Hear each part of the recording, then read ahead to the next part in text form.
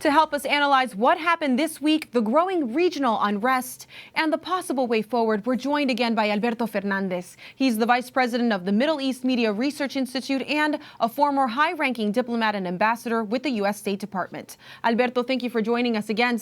Let's discuss this controversy over the hospital in Gaza. Both the Israeli government and President Biden, and now the UK, citing supporting an independent intelligence from the U.S. Defense Department. They're being countered by the Hamas claims that an Israeli missile was to blame for the explosion at the hospital.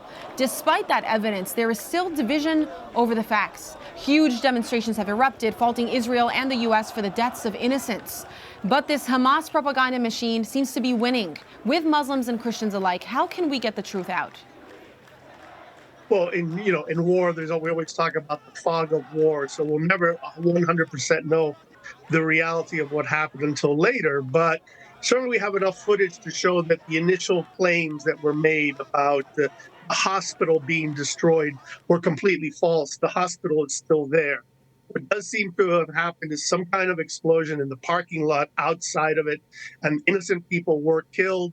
How many is another question, because the numbers have ranged from, in various media and intelligence accounts, from close to 1,000 to 10. So there's a lot of manipulating the facts and, propaganda going on.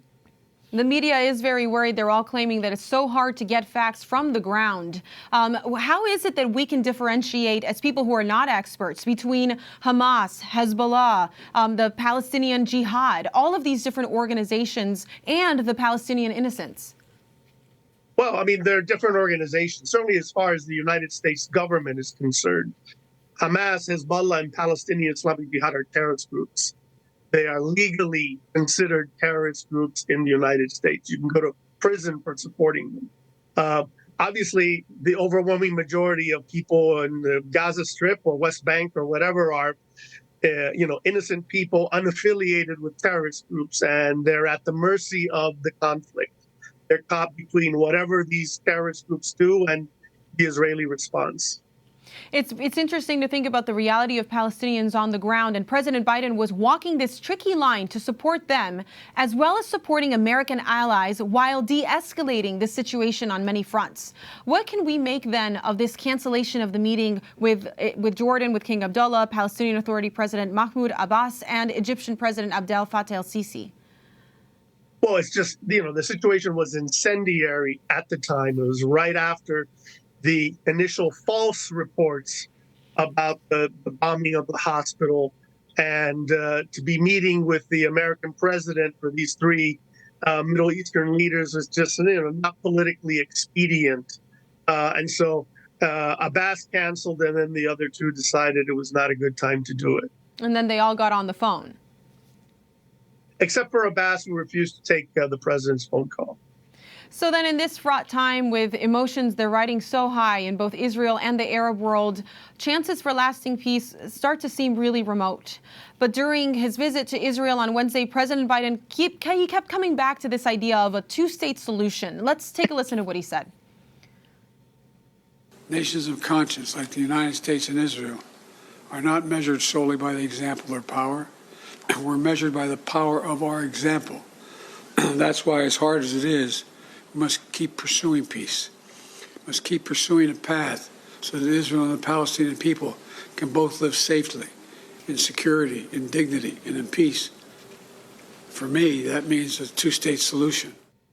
Many have compared the current two-state solution policy discussion to talking about peace with ISIS on September 12th, after the Twin Towers were destroyed.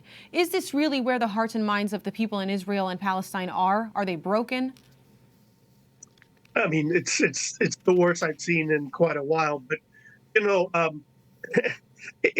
a little bit of bait and switch going on here. You know who doesn't believe in a two-state solution? Hamas does not believe in a two-state solution. Hamas attacked across the borders of 1948 Israel, the borders of Israel internationally recognized by over 100 nations.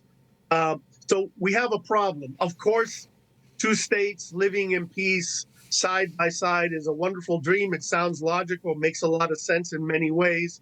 But the reality is that this conflict, this specific conflict, was started by a group that believes in one state, one Islamic state ruled according to Islamic law as part of a broader Islamic empire.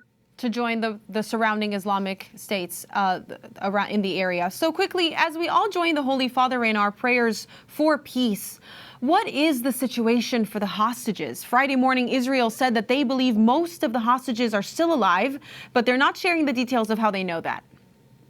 Well, we certainly hope that they are still alive. Of course, it's going to be an incredibly difficult situation because without a doubt, they're going to have been separated into small groups.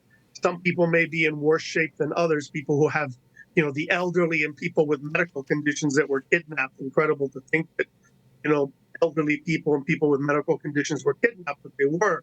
And so it's a good thing that they're alive, but they're probably underground. They're probably separated from each other. So it's a very difficult situation. And there are still Americans in both Gaza and Israel, and the U.S. estimates Hamas might be holding as many as 13 of them in the estimated 200 hostages, not to mention those who remain because they either live there or were visiting. And we know Florida Governor Ron DeSantis has now sent 2 planes to retrieve American citizens. How are these flights able to happen? Well, I think it's just really smart creativity by the part of the Florida governor. I mean, the federal government often tends to move very bureaucratically and slowly and has certain constraints. And I think he saw an opportunity to help people, and he arranged this, and he got some people out of danger's way. So that's great that he did that. Now, Alberto, we're all worried about the threat of escalation elsewhere. It's significant. Where should our viewers be watching? Lebanon and Hezbollah, or the potential for Iranian nuclear developments? Well, in the immediate, Lebanon is key. Hezbollah's entry into the war would be qualitatively change the situation and would probably be the trigger for a regional war that would include Lebanon, Syria, Iraq, and Yemen, meaning Iranian-controlled militias in those countries, and could expand even further, bringing in Iran. So I would watch most closely the situation in Lebanon. Well, we'll be watching that and relying on your analysis. Thank you so much, Alberto. Thank you.